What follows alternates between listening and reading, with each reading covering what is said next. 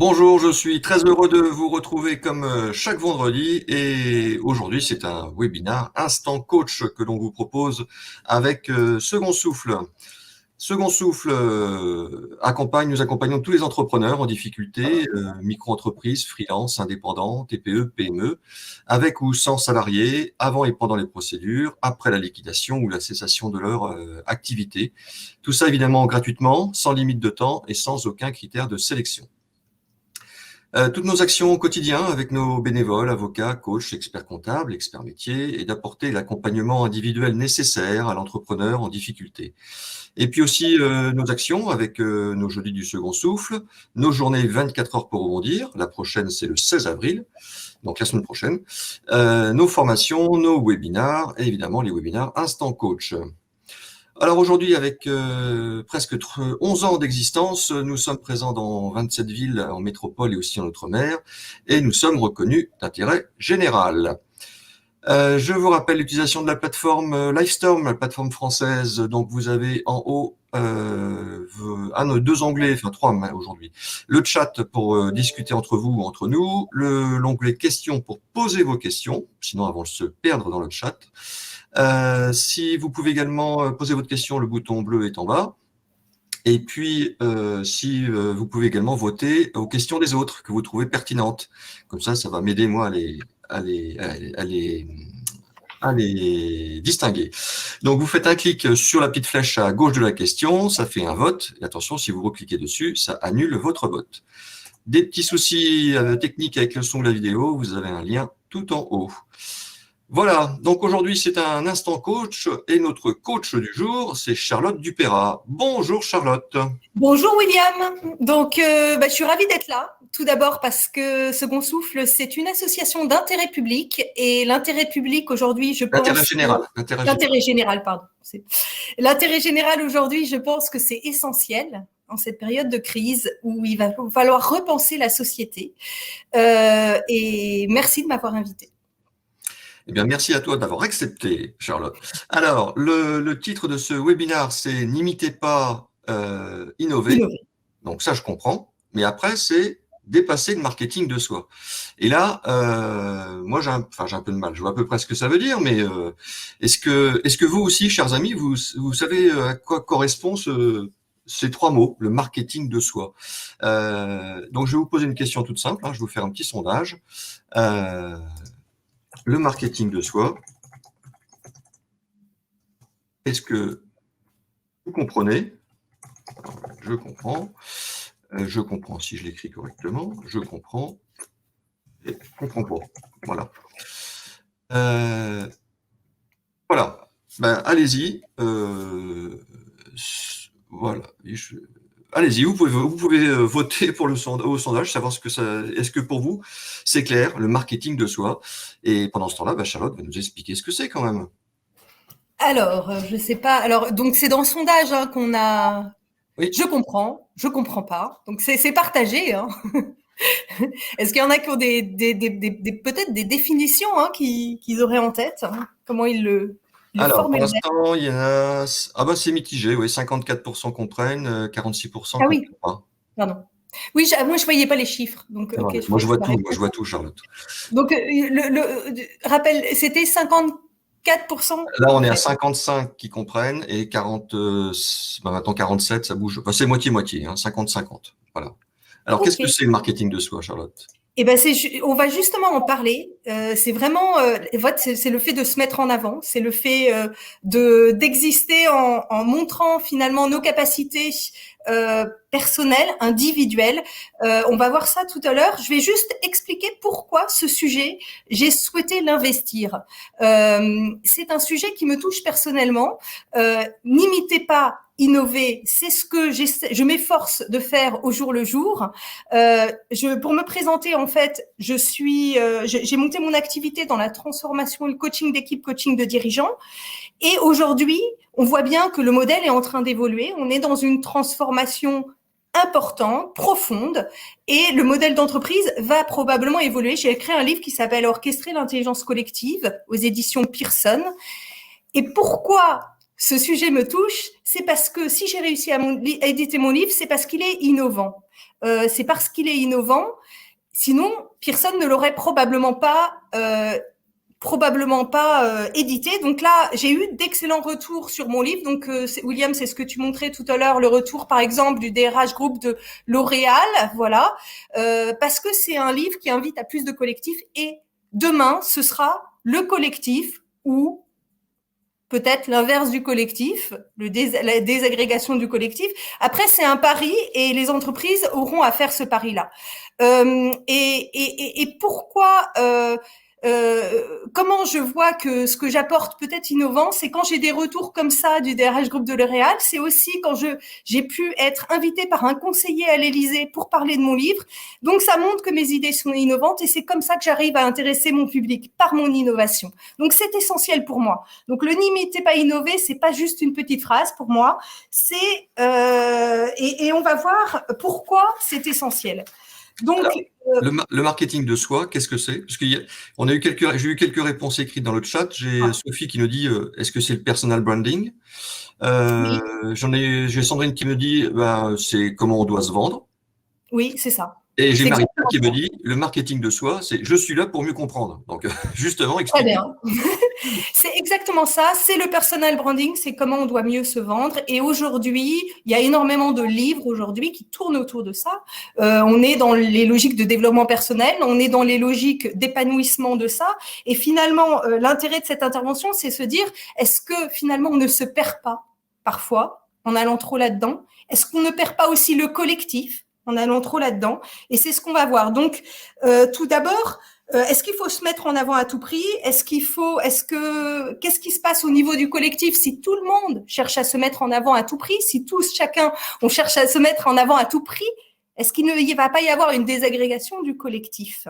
Donc, vous, en tant que dirigeant, en tant que manager, en tant qu'entrepreneur, vous savez que dans vos équipes, dans votre collectif, si tout le monde se met en avant à tout prix, si vous avez dans votre équipe que des compétiteurs qui vont être sensibles à leur performance, qu'est-ce qui risque de se passer? Donc, c'est aussi ça la question à laquelle se pose l'idée du marketing de soi. Pourquoi? Parce que c'est une question que pose la société aujourd'hui dans le sens où on a un renforcement du marketing de soi, notamment un renforcement des logiques un peu narcissiques. Ça passe avec notamment l'adoption des selfies, on le voit, on est la société du selfie, donc le selfie, c'est les logiques narcissiques qui se mettent en œuvre, et c'est pas que moi qui le dis, c'est des intellectuels, comme par exemple Christophe André, qui va dire que notre société n'a jamais été aussi narcissique, et que ce narcissisme se développe de plus en plus ces dernières années. Et quelle est la définition pour Christophe André du narcissisme? Le narcissisme est un ensemble de traits de personnalité dominés par la conviction de son propre mérite, de sa supériorité, associée à la conviction que l'on n'a pas à suivre les mêmes règles et contraintes que les autres. Donc, qu'est-ce que ça va impacter inévitablement? Peut-être un respect de l'autre un respect de l'autre qui ne va pas forcément aller de soi, et parfois des comportements éthiques qui ne seront pas irréprochables. Et enfin, une compétition permanente entre chacun, évidemment. Par ailleurs, ce que disent certains psychologues, c'est que le narcissisme, ce n'est pas une position agréable pour la personne qui est narcissique. Pourquoi? Parce que c'est fragile, c'est une position fragile. La personne est en permanence en train de elle ne se sent pas si confortable que ça. C'est terrible de ne jamais pouvoir parler de ses difficultés et de toujours vouloir se mettre en avant. Et donc, on est dans cette société-là. Donc, dans vos équipes, vous aurez des personnes qui auront tendance à être plus ou moins narcissiques. En tant que dirigeant, en tant que manager, vous avez à tenir compte de ce phénomène de société. Mais quels sont les impacts du marketing de soi, enfin de ces logiques narcissiques sur le collectif? En quoi ça va vous impacter finalement? Vous allez me dire, voilà, quels vont être les impacts pour moi dans mon entreprise, les impacts potentiels. Eh ben, tout d'abord, ça va être une compétition, comme on le disait tout à l'heure. Si chacun se met en avant, c'est une compétition toujours accrue entre les personnes. Donc, ça va être une compétition, et notamment sur les projets, les gros projets où il y a beaucoup d'acteurs et il va y avoir des périmètres. On voit les défauts de cette compétition parce que quand il y a des problèmes, je pense à des gros projets informatiques, par exemple. Vous savez que, je crois que c'est la gendarmerie de Paris, il y a eu des problèmes de paye, c'est-à-dire que la paye ne se faisait plus. Et ça, c'était lié à un gros projet où il y a eu des dérives et des dysfonctionnements. Et souvent, ces dysfonctionnements sont liés au fait qu'il va y avoir un point qui ne va pas être pris en compte.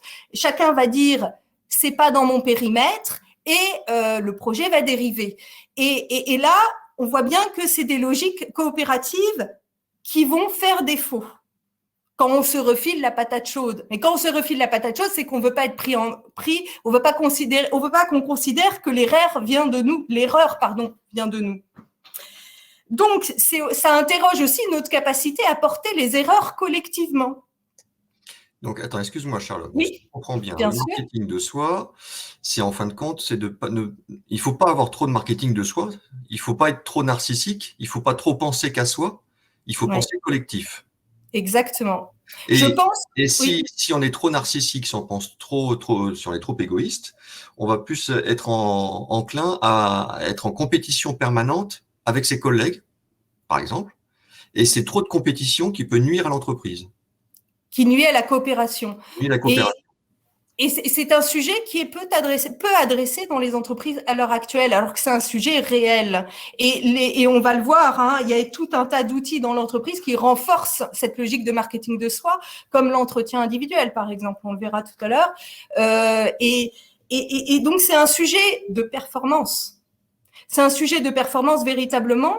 Et vous, en tant qu'entrepreneur, en tant que manager, dans votre équipe, vous devez agir pour renforcer les comportements qui vont vers le collectif et peut-être recadrer certains comportements qui seraient trop narcissiques ou qui iraient à l'encontre de logiques collectives. C'est là où vous pouvez agir. Il faut savoir aussi que aujourd'hui, le télétravail amène les managers à avoir des équipes qui ne sont pas présentement avec eux et les oblige à être dans une posture de confiance. Mais c'est pas si facile que ça de passer du jour au lendemain à une posture de confiance où on ne voit pas du tout ce que fait la personne et on doit lui faire confiance. Et donc, ça se travaille, cette évolution de la posture du manager qui est moins présent dans le travail de la personne, mais qui lui fait confiance, ça se travaille. Donc, parce que le risque, c'est peut-être de durcir. On l'a vu, hein, c'est ce que lors de toute cette période de crise, il y a eu deux types de comportements. Soit finalement les managers étaient obligés de faire confiance et lâchaient. Et finalement, ça a été positif parce qu'ils se sont rendus compte que leurs équipes fonctionnaient bien. Soit ça a pu, au contraire, il y a pu avoir des crispations avec certains managers qui exigeaient que leurs salariés soient devant leur poste de travail à telle heure, etc. Donc, on voit bien que cette crise joue sur la cohésion potentiellement. Elle joue sur la confiance. C'est la confiance qui est au cœur de cette crise. Ma cohésion, je vais l'avoir parce que il va y avoir un vrai climat de confiance que je vais réussir à instaurer dans mon entreprise. Donc, Charlotte, il y a Xavier dans le chat qui dit « Non, le marketing de soi, c'est d'abord une prise de conscience de sa propre valeur dans le développement de son projet. » Alors, tu es d'accord avec ça? Alors, je suis d'accord avec ça, dans le sens où le marketing de soi, c'est aussi positif, dans le sens où ça valorise la personne. On doit se valoriser. Moi, j'ai pris le mot marketing de soi dans les excès qu'il peut avoir. C'est-à-dire qu'aujourd'hui, quand vous allez à la Fnac, vous avez des tas de livres sur le développement personnel et on s'intéresse plus au développement personnel de chacun plutôt qu'au collectif. Et c'est là où je vais à l'encontre de ce positionnement-là. Par contre, évidemment, je ne remets pas en question l'utilité de valoriser son travail et c'est tout à fait légitime, mais je souhaite un marketing de soi authentique et franc. Authentique et franc, ça veut dire que je pense que notre limite aujourd'hui dans notre société, c'est que on a un discours où on dit il faut parler des erreurs, etc. Mais dans les faits, parce que on n'a jamais eu autant de pression sur l'individu, la peur de perdre son poste, la peur qu'on nous dise que nos objectifs n'ont pas été atteints, une pression par l'entretien individuel qui est très forte. Cette pression-là fait que les gens vont avoir tendance à exagérer la valorisation de ce qu'ils sont et à exagérer peut-être, et puis les tendances de société qui vont vers le narcissisme, tout ça va amener à peut-être avoir un marketing de soi qui peut être excessif. Mais par contre, je ne remets pas en question, merci Xavier, je ne remets pas du tout en question le fait qu'il faille valoriser son travail. Mais valoriser son travail, c'est dans une juste mesure, en disant ça, je ne l'ai pas forcément bien fait, mais ça, je suis très fière du résultat. Moi, ce que je mets en avant, c'est qu'aujourd'hui, ce qui freine le collectif, c'est l'excès de ce marketing de soi. Et ce marketing de soi, entre guillemets, cet esprit de compétition, pour aller plus simple, je ne sais pas si tu as la slide avec les deux books qui sont en rivalité. Je l'ai passé tout à l'heure. Oui, tu l'as passé tout à l'heure. Donc, il y a beaucoup de rivalité dans les entreprises. Il y a beaucoup de rivalité dans les entreprises et les rivalités vont avoir des effets nocifs quand il y en a trop. Parce qu'elles vont entraîner des tensions, des conflits, des effets de réaction en chaîne. Et une culture d'entreprise, pour être dans la coopération, ne peut pas être dans une rivalité trop forte. Et trop de narcissisme, trop de marketing de soi va entraîner cette rivalité. Il y a Marie-Pierre qui nous dit dans le chat, oui. Même s'il y a des cas inverses, c'est plus un caractère masculin d'être perso et plus féminin d'être collectif. Il faut donc trouver le juste équilibre et favoriser la diversité.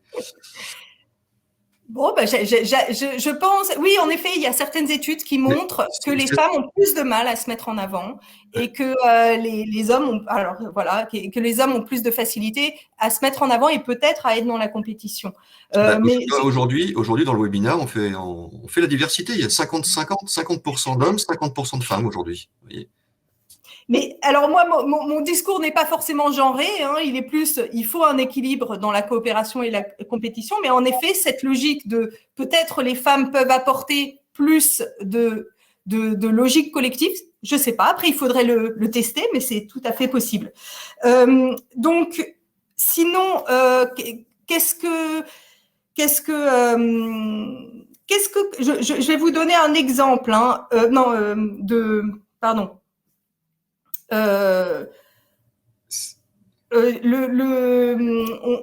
qu'est-ce qu'on pourrait faire pour renforcer le collectif? J'interviens donc dans les entreprises. J'ai par exemple fait un atelier au sein d'un grand groupe du CAC 40 auprès de managers intermédiaires. À l'issue de cet atelier, un des managers qui était présent m'a dit « Mais en fait, il faut vraiment qu'on revoie notre rémunération et il faut qu'on ait plus d'éléments de rémunération liés au collectif. » Et vraiment, c'était une prise de conscience pour lui. Il se disait, mais c'est évident, on ne favorise pas assez le collectif et on peut favoriser le collectif avec des éléments de rémunération. Et c'est vrai qu'il y a beaucoup d'éléments de rémunération individuels dans beaucoup d'entreprises et pas forcément tant que ça d'éléments de rémunération collective. Et ça, évidemment, ça va nuire au collectif. Oui, c'est ça va nuire au collectif. Il y a aussi autre chose. On parlait de l'entretien individuel tout à l'heure. Il y a un certain nombre d'études qui parlent du côté nocif de l'entretien individuel sur le collectif. Vous connaissez tous des cas de personnes qui sont sorties de leur entretien individuel, ils ont eu un pourcentage d'augmentation, mais ils sont déçus parce qu'ils se comparent aux autres et ils se disent mais pourquoi j'ai pas eu plus, ou ils sont déçus parce qu'on leur a dit une parole malheureuse qui leur a fait de la peine et 6 mois ou 1 an après on en reparle encore. Donc on voit que l'entretien individuel ne joue pas forcément en faveur du collectif et vous en tant qu'entrepreneur, quand vous avez une équipe, le collectif, c'est ça qui va vous permettre de gérer, de favoriser une mobilisation, de favoriser une performance durable, de pouvoir vous reposer sur vos salariés dans le fait qu'ils vont vous aider à impulser un esprit de corps, une volonté de réussir collectivement. il y a un sujet essentiel aussi sur le collectif, c'est porter collectivement les erreurs. Je vais vous donner un exemple. Une personne qui me dit, quand je vais dans mon codir, quand on est à la machine à café, tout le monde va parler des problèmes. On va tous se les dire. Tout le monde sait ce qui dysfonctionne. Et on se les dit et on en a tous marre. Et puis quand on entre au codir, il n'y a plus personne qui parle. Et on fait comme si tout était bien et tout le monde dit non, non, c'est très bien. Puis voilà, parce qu'ils sont évalués et qu'ils ne veulent pas, ils ne veulent pas dire le message qui est pas agréable à entendre.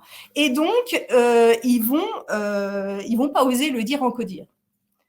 Donc là, on voit toute la difficulté dans nos entreprises, dans les collectifs, à oser porter collectivement les erreurs. Et pourtant, c'est dans cet axe-là que l'on va réussir à avoir un collectif fort.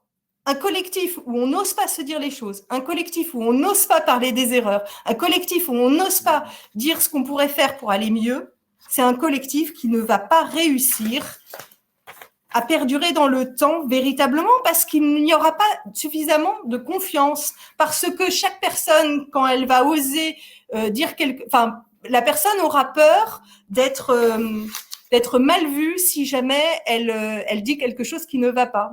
Ça, c'est aussi, je pense, une des tendances de trop de marketing de soi. C'est-à-dire qu'on doit tellement se valoriser dans l'idée de pouvoir avoir une promotion, de pouvoir être bien vu, de garder son poste, qu'il faut surtout pas dire ce qui va pas. Et ça, c'est un des dangers de notre société où on est dans une société, évidemment, où les choses sont parfois dures. Donc c'est pas toujours facile de dire ce qui ne va pas. Et pourtant, un collectif où on n'ose pas dire ce qui ne va pas, c'est un collectif qui est en danger.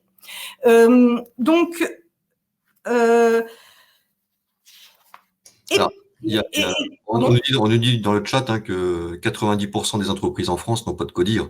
Donc, c'est vrai que pour les petits entrepreneurs, mais c'était un exemple que tu as donné, oui. C'est un exemple d'un grand groupe, en effet. Mais c'est vrai aussi pour les petites entreprises. J'ai fait un coaching dans une petite entreprise, un coaching d'équipe, et en fait… Combien de personnes d'entreprise? Combien de salariés? Il y avait une dizaine de personnes et les personnes n'arrivaient plus à se parler parce qu'elles étaient dans des logiques de compétition et le dialogue était… rompu. Le dialogue était, comment dire, le dialogue était faussé et c'était principalement parce qu'elles n'avaient plus la même vision. Et donc, il y en a une qui était responsable du marketing du commercial, l'autre qui était responsable informatique. La personne qui était responsable du marketing voulait que toutes les solutions bêta-test soient comment dire, parfaites quand on lui propose. Et la personne de l'informatique, comme c'est courant dans l'informatique, lui proposait quelque chose de dégradé parce qu'il se disait ça sert à rien de mettre tous mes efforts pour faire quelque chose de parfait alors qu'on va peut-être changer les choses. Et comme elles n'arrivaient plus à s'entendre ou à s'écouter, comme elles étaient persuadées d'avoir toutes les deux raisons, ça s'escaladait et le conflit s'envenimait et les tensions grandissaient. Et donc là, typiquement, on est aussi, alors je ne sais pas si c'est du marketing de soi, mais en tout cas, c'est une logique où on va avoir du mal à coopérer. Or, l'esprit critique et la coopération, c'est deux compétences essentielles qui sont ressorties de l'étude Future of Job du Forum économique mondial, qui propose d'ailleurs 10 soft skills. Donc, l'esprit critique, la coopération, la créativité, donc là, ça rejoint l'innovation, n'imitez pas, innover, la créativité, l'intelligence émotionnelle, l'orientation service, la négociation, la flexibilité cognitive. Donc, on voit que c'est des compétences essentielles et on en parle beaucoup. On parle beaucoup des soft skills, mais est-ce qu'on les travaille? Est-ce que vraiment on investit dedans? Moi, je crois qu'on a plus de facilité à investir dans les outils informatiques et digitaux, parfois un peu gadgets, que dans les soft skills. Pourquoi? Parce que les soft skills, on ne voit pas forcément le résultat de notre travail. C'est un peu plus invisible. Et donc, comme on est dans une société où on fait très attention au ROI, au retour sur investissement de tout ce qu'on fait, parfois, on a tendance à ne pas suffisamment travailler ces éléments. Donc, je ne sais pas si tu peux mettre la slide ou avec le produire, réfléchir. Tu sais, c'était l'avant-dernière slide. Sinon, ouais, on la verra plus tard. Donc, les soft skills. Ah oui, super, merci. Voilà, donc c'est les soft skills, en fait, c'est le réfléchir. Le produire, bon, bah, j'agis, quoi, j'exécute. Et il faut un certain équilibre. Et aujourd'hui, on est en temps de crise. Le point de vigilance sur lequel qu'on doit avoir, c'est qu'on risque d'entrer dans une spirale de production sans fin. Pour se rassurer, pour être sûr d'avoir du chiffre d'affaires, et c'est aussi le chiffre d'affaires qui fait qu'on va rester une entreprise présente sur le marché. Donc ça se tient aussi comme raisonnement. Mais si on oublie de réfléchir, de prendre du recul, on risque d'entrer dans un cercle vicieux où on n'a plus de recul, où on n'a plus de hauteur de vue. Et ça, c'est le travail des soft skills qui va nous le permettre. Donc en fait, il ne faut pas, justement, où en ce moment, beaucoup d'entreprises sont en train de chercher des solutions pour faire augmenter un peu leur chiffre d'affaires quand les commerces sont fermés ou autres, faut, à un moment donné, il faut savoir se poser, réfléchir. Exactement. Et quand on réfléchit, quelquefois, on va plus vite après à la production. Exactement. Et surtout, le risque, quand on oublie de réfléchir, c'est là où on peut entrer dans des cercles vicieux. Parce qu'on n'aura plus de recul, donc on prend plus des décisions qui sont, on va dire, réfléchies. Mais c'est vrai que c'est facile à dire, hein, parce que quand il y a des entreprises qui sont dans des situations difficiles, c'est évidemment facile de tenir ce genre de raisonnement. Mais mon travail, c'est d'accompagner les entreprises pour les aider à réfléchir. Donc, mon travail, c'est de leur apporter un regard qui leur permette de prendre du recul, de prendre de la hauteur, de sortir de leur cadre. C'est ça que je vais apporter. Moi, j'apporte pas de la production. Oui. Dans une société où on ne parle que de ROI, je n'apporte pas de la production. J'apporte de l'inspiration. J'apporte le fait de regarder hors du cadre. Mais ça, c'est valable dans la vie de tous les jours. Hein. Et depuis tout jeune, j'ai entendu un papa, c'était hier, j'avais quelqu'un au téléphone, et son fils, forcément, il était avec lui à la maison. Il y a un petit garçon de 8 ans, je crois, et qui était en train de faire ses exercices. Et il disait à son père, tiens, je vais faire cette question-là. Et son père lui a dit, la question, tu la lis 3 fois, et après tu réponds. Donc, en fin de compte, il a déjà passé dans l'action de d'abord réfléchir. Il a réfléchi, il a lu la question 3 fois. Et après, il s'est mis en production pour pouvoir répondre à la question.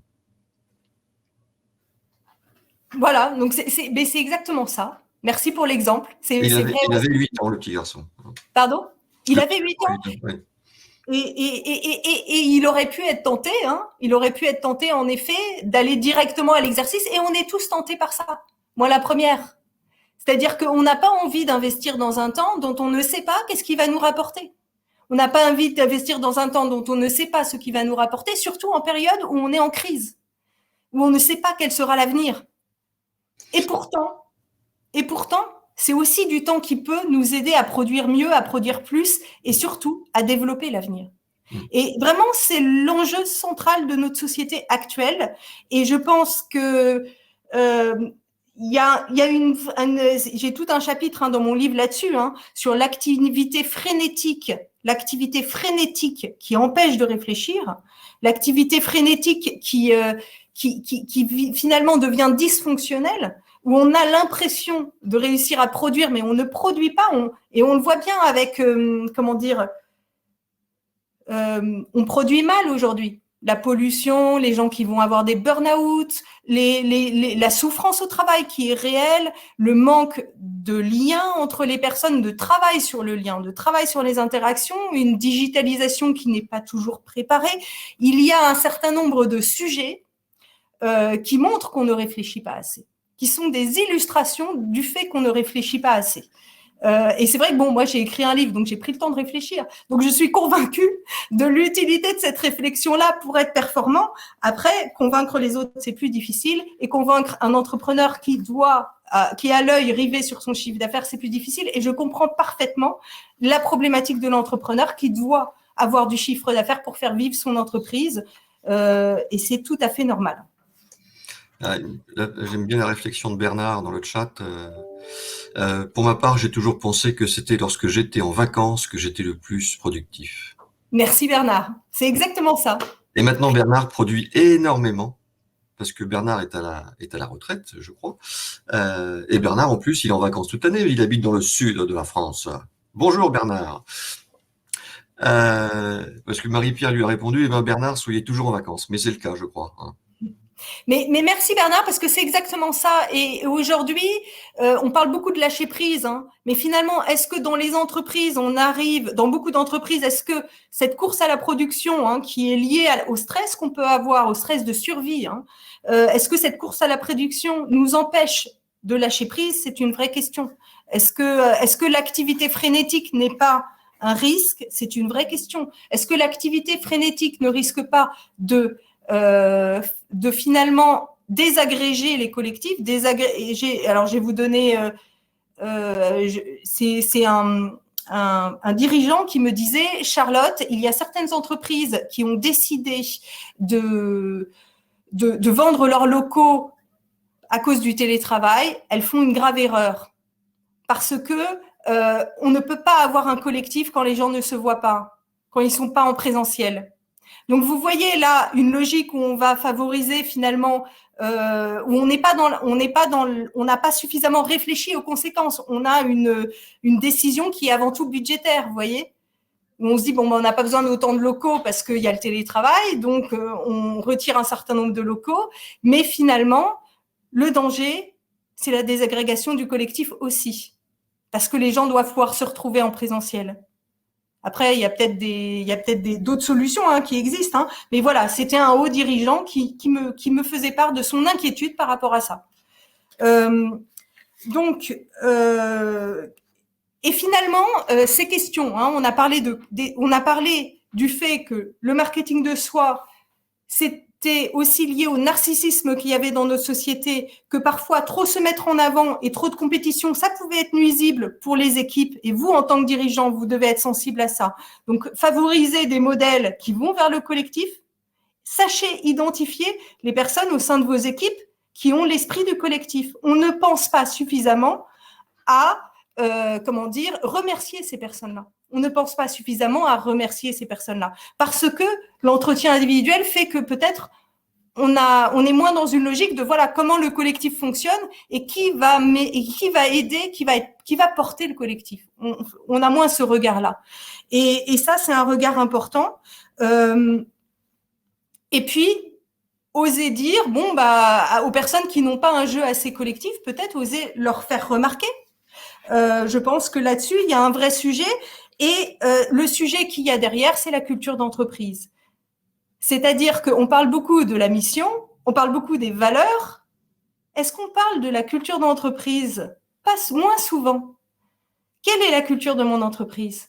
Quels sont les comportements au sein de mon entreprise? Est-ce que finalement, dans mon entreprise, la coopération est mise en avant?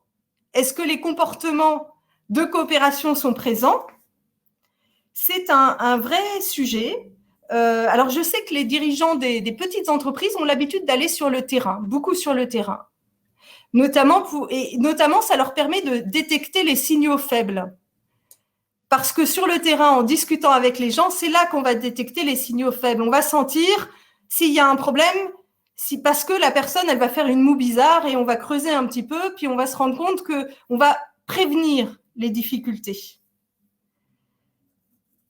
Donc, on va en profiter, oui, Charlotte, pour faire un petit sondage pour savoir comment c'est dans votre entreprise, chers amis.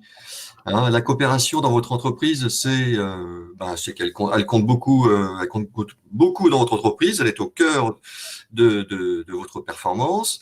Dans l'entreprise, la coopération, elle va de soi, même s'il y a parfois des tensions. Ou alors, ce n'est pas toujours facile. On essaie. Ou quatrièmement, en réalité, c'est un peu chacun pour soi. Voilà, j'attends vos réponses. Merci.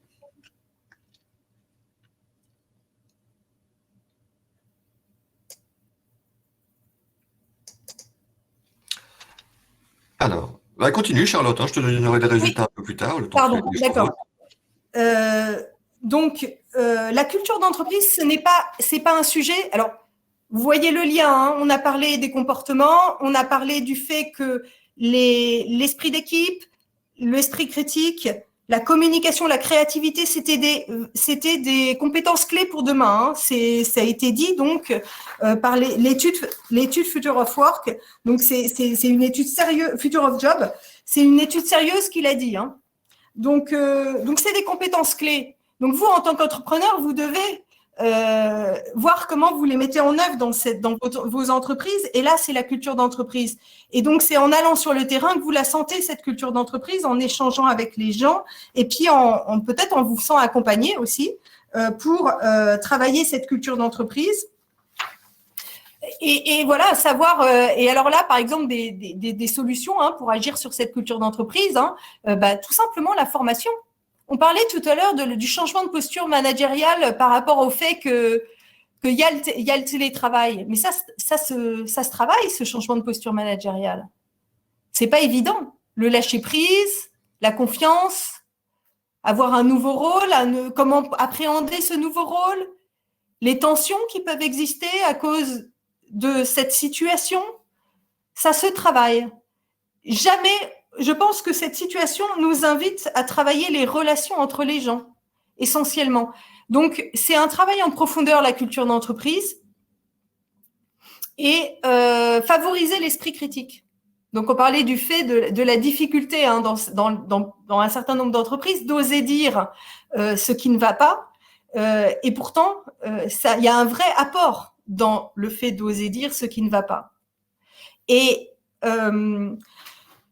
Et donc, il y a certains dirigeants avec qui j'ai échangé qui me disaient, mais moi, quand j'ai que des gens autour de moi qui me disent que tout ce que je fais, c'est super, que mon projet est génial et que tout est super, mais en fait, ça m'intéresse pas forcément. Et par contre, quand quelqu'un me dit parce qu'il n'a pas forcément, voilà, ça peut être aussi un phénomène de cours, on va dire, un phénomène où les gens pour se faire bien voir, vont dire que ce qui va. Et lui, il va aller chercher, en tant que dirigeant, une parole un peu plus authentique, peut-être, un peu plus critique aussi, mais critique en allant dans le bon sens du terme, une critique constructive. Et c'est ça qui va le faire avancer. C'est ça qui va lui permettre d'aller de l'avant. Et donc, travailler cette culture d'entreprise, c'est un vrai travail. Les comportements préjudiciables au collectif, ça va être par exemple, alors attendez, je vais vous donner un autre exemple de marketing de soi.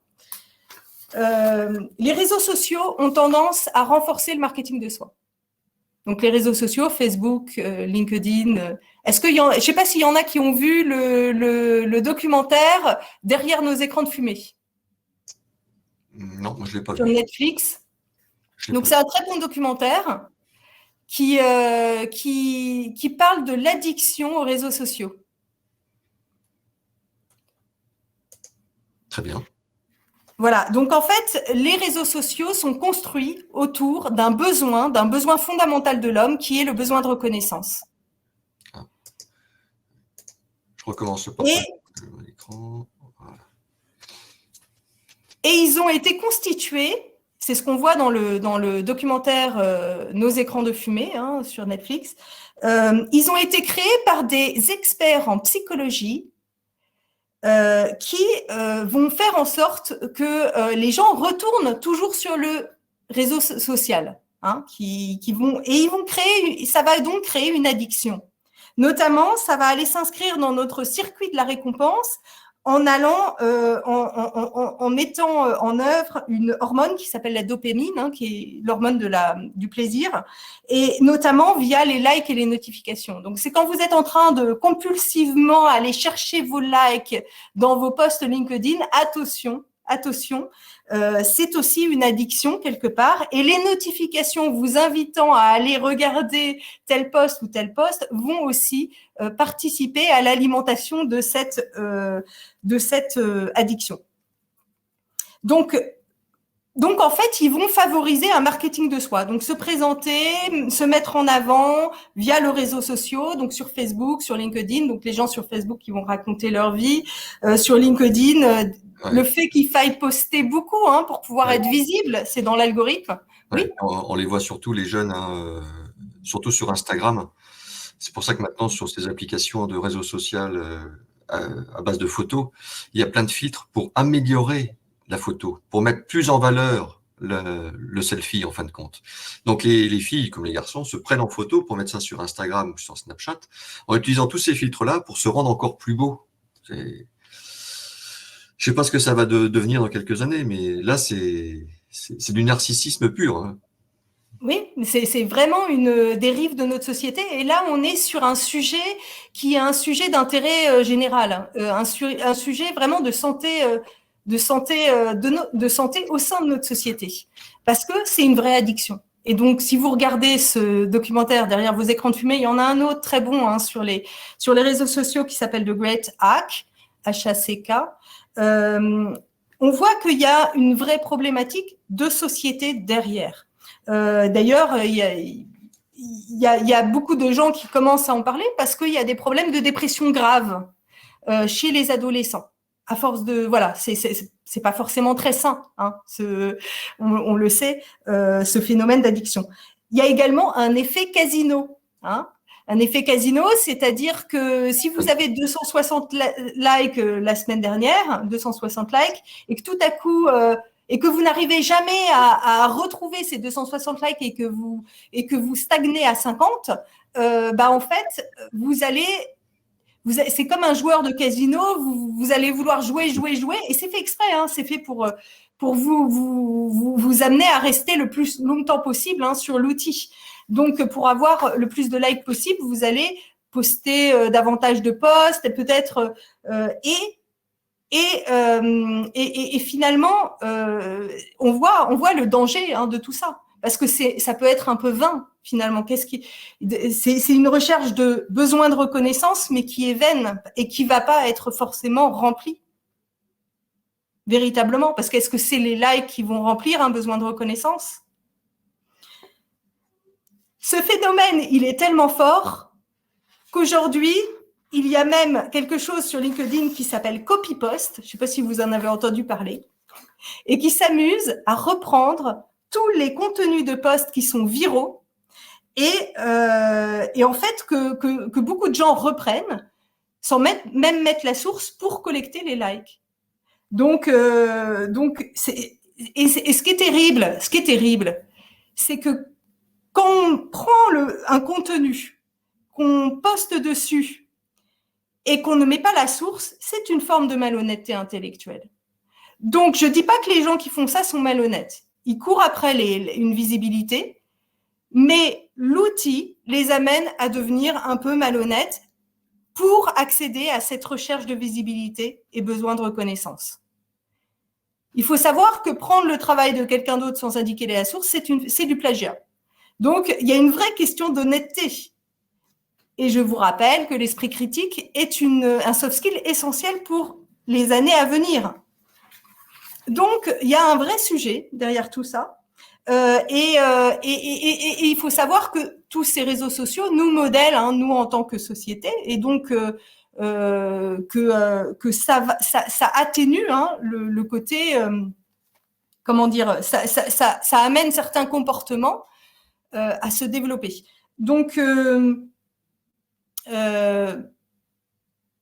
est bien dans une société où le marketing de soi est assez présent, très présent, et peut amener des comportements préjudiciables, donc comme tirer trop la couverture à soi, s'attribuer le travail de l'autre, manquer une reconnaissance qui n'est pas juste dans les primes, les bonus, etc.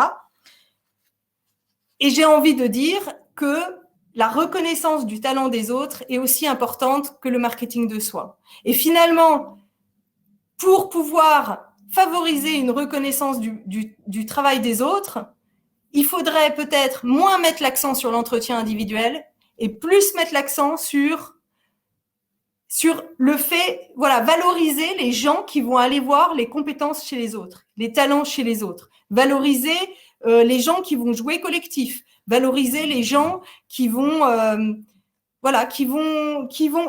parfois même travailler pour le collectif, presque sans favoriser le collectif avant même la mise en avant de leur propre travail.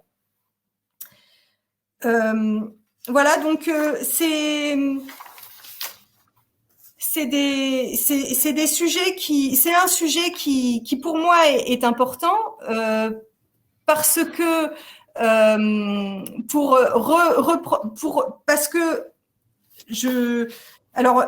parce que je pense qu'on est arrivé dans une société où il y a eu beaucoup de discours jusqu'à présent, beaucoup de discours. Chacun parle du fait qu'il faille faire, on parle beaucoup de discours, mais on fait pas forcément.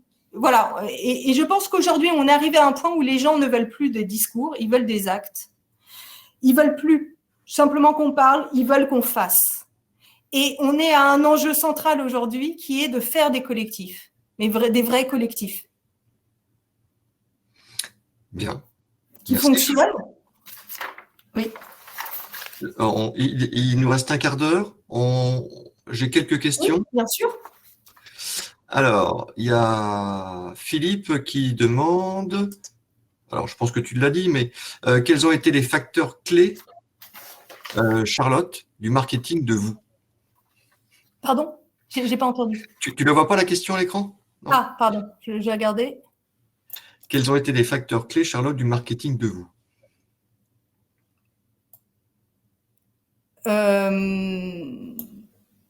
Du marketing de vous? De ton marketing à toi, en fin de compte. Ah, alors moi, comment je fais mon marketing? En fait, j'essaye d'être le plus honnête possible. Évidemment, je mets en avant ce que je réussis. Et par exemple, aujourd'hui, par exemple, moi, les retours que je regarde dans ce que je fais, c'est par exemple quand je vois que j'ai été reçue à l'Élysée pour parler de mon livre, je me dis oui, Charlotte, tu as fait du bon boulot et tu as réussi à avoir un travail où tu étais dans l'innovation. Et c'était mon objectif. Et donc là, je vois que j'ai fait un bon travail. Après, je sais ce que je peux encore améliorer. Je sais aussi les points où peut-être j'ai péché, où j'ai pas assez bien fait. Donc, j'ai envie de dire, pour avoir une bonne estime de soi, comme le dirait Christophe André, c'est-à-dire c'est s'accepter dans sa vulnérabilité aussi. Et si dans les entreprises, on veut que des gens qui soient des superwoman ou des superman, on aura des gens narcissiques, mais ils s'accepteront pas forcément dans leur vulnérabilité. Je dis pas que c'est facile, hein, c'est pas facile pour moi, c'est pas facile pour tout le monde, mais on aura des gens qui seront plus humains et qui seront peut-être moins aussi, où il y aura plus d'écoute, mais c'est une culture à mettre en œuvre. C'est une culture à mettre en œuvre et ça se fait pas du jour au lendemain. Et si par exemple je suis dans une entreprise où il n'y a pas cette culture de l'écoute de l'erreur et que moi je viens naïvement dans cette entreprise en tant que salarié et que j'ose dire quelque chose qui va pas, évidemment je vais pas être bien reçue.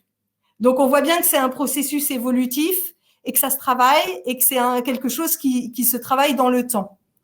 Donc moi mes facteurs clés c'est de me valoriser parce que c'est essentiel, parce qu'il faut se complimenter, il faut se dire ce qu'on a réussi de bien, il faut faire le travail de le mettre en avant.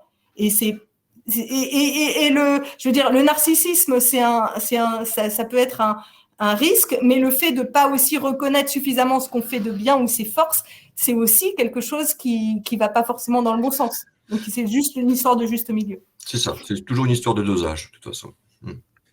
Tiens, encore une question un peu personnelle, une question de Sandrine qui te demande quelle étude avez-vous faite pour avoir cette expérience?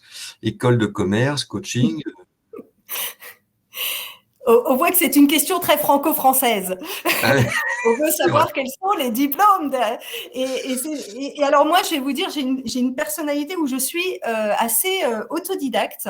C'est-à-dire que j'ai puisé dans mon expérience où j'ai travaillé pendant 20 ans sur les projets informatiques, notamment la gestion et la gestion coordination de grands projets.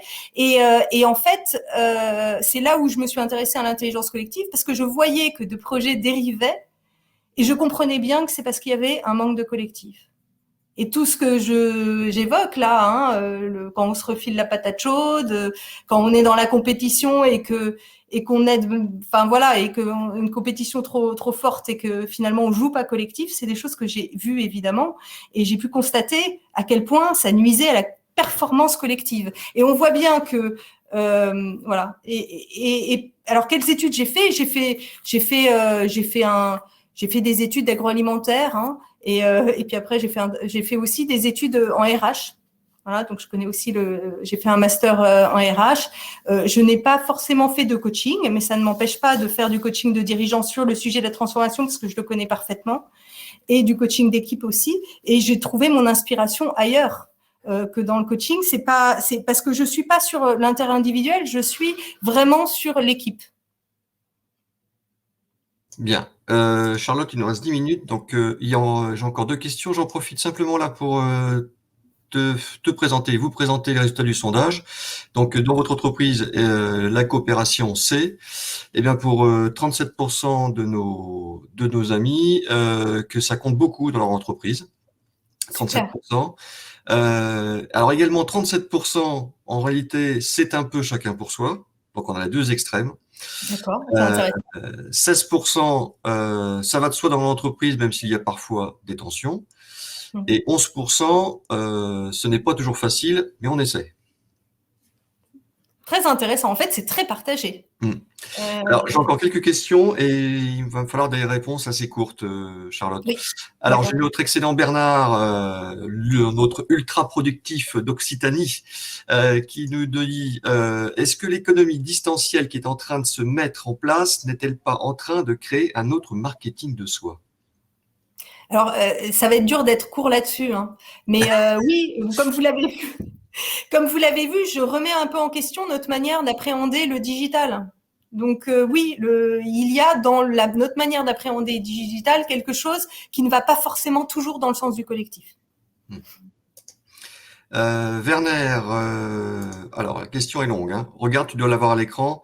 Que pensez-vous de regarder le marketing de soi par le même prisme que le marketing de produit? Le produit, c'est les compétences, force et faiblesse. La distribution, mon statut entrepreneur, freelance, portage. La communication, c'est les réseaux. Le prix, guide pour réfléchir aux différents axes de travail. Alors, je ne sais pas si toi, tu as compris la question. Oui, est-ce qu'on est un produit? Mais c'est un petit peu là-dessus que justement, c'est peut-être un peu là-dessus que je me mets peut-être que j'essaye de. Moi, j'ai pas envie de considérer les gens comme des produits qui se vendent. Et quelque part, je considère, quand je dis limite et pas innover, c'est vraiment dans l'idée. Je considère que l'entrepreneur et l'artiste ont beaucoup de points communs. Écrire un livre, c'est un travail artistique. Et pour pouvoir écrire mon livre, il fallait que je garde mon ADN personnel, il fallait que je garde mon chemin personnel. Et l'entrepreneur, je pense qu'il doit aussi essayer de garder son énergie intérieure, son chemin personnel. Et c'est toute la difficulté qu'il a, que j'ai aussi, c'est de produire tout en gardant cette énergie. Et quand on entre trop dans le marketing de soi, quand on entre trop dans une logique d'imitation pour se mettre en avant, on perd ce chemin. Bien. Mylène, alors, la question est intéressante. Là. Quel conseil donneriez-vous à un indépendant, donc qui travaille seul, pour travailler son marketing de soi? Alors, c'est ce que j'ai essayé de. C'est un peu ce que toi tu as fait en fin de compte. Pardon? C'est un peu ce que toi tu as fait. Moi j'essaye en tout cas de toujours écouter mon énergie intérieure. Voilà, j'ai envie de dire son chemin. Je pense qu'il y a une histoire de chemin. Et quand on est dans le marketing de soi, on est un produit. On risque d'être, voilà, de se considérer comme un produit qu'on market. Et le risque, c'est qu'on perde son chemin. Mais après, toute la difficulté, c'est de garder ce chemin et d'arriver à en vivre, parce qu'on est quand même là pour gagner de l'argent quand on est entrepreneur, ça c'est évident. Donc évidemment, c'est pas si facile que ça, mais travailler son marketing de soi, c'est voilà, être à l'écoute de ce à quoi on est bon, quoi, de nos talents et de ce qu'on. Je sais pas si je réponds à la question, mais c'est vraiment l'histoire d'équilibre. Dans le chat tout à l'heure, il y avait je sais plus quelle personne qui disait que pour réfléchir, elle faisait du yoga, je crois, elle a parlé de ça. Donc oui, ça peut être un bon moyen aussi de se connaître soi, de connaître si on connaît son corps, on se connaît peut-être mieux de l'intérieur aussi. Après. Le yoga, ça se rapproche de la méditation et Ouais. évidemment la méditation qui connaît les succès qu'on sait aujourd'hui, c'est une forme de réflexion. C'est un petit peu comme Bernard qui parlait de ses vacances. Les vacances, c'est une forme de méditation. Donc de recul. Allez, dernière question. Pierre te demande quelles ont été vos autres sources d'inspiration autres que l'entreprise? Ah, merci pour la question. J'aime beaucoup l'art, donc tout ce qui est artistique est une grande source d'inspiration. Je suis passionnée de théâtre, j'aime beaucoup voir le travail des comédiens, comme Michel Serrault par exemple, qui est un excellent comédien. Le travail du comédien, c'est aussi ça, hein, c'est l'écoute de ce qu'il y a à l'intérieur de soi. Donc ça rejoint l'artiste et l'entrepreneur. Pour moi, ont vraiment des points communs, même si l'artiste est plus fâché, on va dire, avec la composante monétaire des choses. Il y a beaucoup d'artistes qui vont pas aller chercher à réussir financièrement, mais il y a des points communs entre l'artiste et l'entrepreneur. Bien, merci beaucoup Charlotte. Je rappelle tes coordonnées si vous voulez contacter Charlotte. Et puis surtout, n'hésitez pas à acheter son livre sur... Alors, je sais pas si... Je vous l'avais peut-être déjà, je vais le retrouver. Voilà. Si vous voulez acheter des livres et pour éviter de donner de l'argent à nos Américains ou Irlandais, vous avez un site qui s'appelle librairieindépendante.com. Là, je vous l'ai mis dans le chat. Et en fin de compte, c'est des milliers de libraires dans toute la France, des petits libraires indépendants qui se sont réunis pour créer ce site internet-là.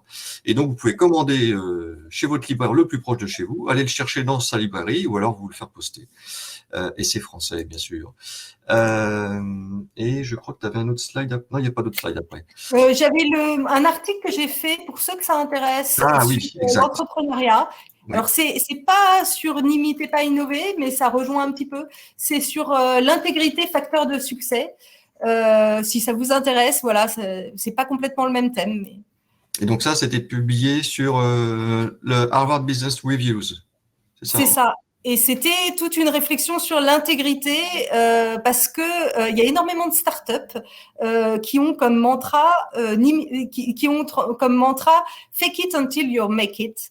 Ce qui montre bien d'ailleurs que le marketing de soi où on doit réussir tout le temps est un vrai est quelque chose de compliqué dans notre société qui fait que les gens en viennent à mentir pour entrer dans les cases.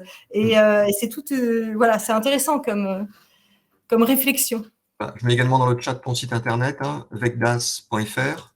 Oui, bien, oui. Voilà. Et puis moi, je vous parle tout de suite de la semaine prochaine et des jours suivants. Je vous annonce que le webinaire de la semaine prochaine... Ah, ça clignote. Attendez, je recommence. Quand ça clignote, il faut recommencer. Voilà, donc la semaine prochaine, c'est pas ça, c'est aujourd'hui. La semaine prochaine, c'est jeudi, les amis. On se retrouve exceptionnellement le jeudi 15 avril à 14h. Alors là, pour ceux que ça intéresse, on va rentrer un petit peu plus dans la technique avec Fabien de chez Google. On va parler de référencement naturel, le SEO en anglais, hein. Le Search Engine Organic. Ça c'est le premier niveau, hein, parce que la semaine d'après, on aura le niveau 2 de la formation du référencement naturel. Donc la semaine prochaine, donc c'est jeudi 15 avril. Et pourquoi c'est un jeudi? Parce que le vendredi, c'est la journée 24 heures pour rebondir dans les territoires, 11e édition. Voilà, ça fait déjà 3 semaines que je vous en parle, donc n'hésitez pas à venir vous inscrire. Vous allez voir que on parlera d'entrepreneurs. On a 9 entrepreneurs qui raconteront leur expérience, comment ils ont quitté les grandes villes pour s'installer dans les territoires ruraux, pour monter leur entreprise. Et puis donc le vendredi de la semaine prochaine, le niveau 2 du référencement naturel, avec toujours Fabien de chez Google, vendredi 23 avril. Voilà, donc à la fin de ce webinaire, vous serez redirigé directement sur la page d'accueil de Second Souffle. Vous verrez Vous verrez. Et non, vous ne verrez pas parce que je ne l'ai pas fait. J'ai écouté Charlotte et je ne l'ai pas fait. Donc, je le fais tout de suite. Et vous verrez sur la page d'accueil, donc, le lien pour pouvoir s'inscrire aux 24 heures pour rebondir. Et puis, les liens également pour pouvoir s'inscrire aux 2 prochains webinaires avec Google sur le référencement naturel. Je vous montre quelques secondes. Ça, c'est la première fois que ça m'arrive. Oui, j'étais passionné par Charlotte et puis voilà, Merci William. Donc, j'espère que ça vous a plu. Moi, mon but, c'est vraiment de faire bouger aussi les choses. Et je voyais, ça m'a fait plaisir. J'ai vu un commentaire de quelqu'un qui disait merci parce que je me sens un peu moins seule en écoutant, parce que je partage beaucoup de ces idées-là. Il faut savoir que c'est souvent un commentaire qu'on me fait. Voilà. Donc, je pense qu'il y a beaucoup de gens en fait qui n'osent pas aussi dire. On est une société où on se conforme beaucoup et on serait surpris de savoir ce que les gens pensent vraiment. Bien, merci beaucoup Charlotte. Donc ça y est, c'est fait. J'ai fait mon travail. Donc à la fin de ce webinaire, vous serez directement rebasculé sur secondsouffle.org pour vous inscrire à nos 3 prochains événements. Et puis je vous envoie d'ici la fin de la journée le replay de ce webinaire. Voilà, je vous souhaite un excellent week-end à vous tous. Merci beaucoup Charlotte. Merci William. À très bientôt. Au revoir. À bientôt.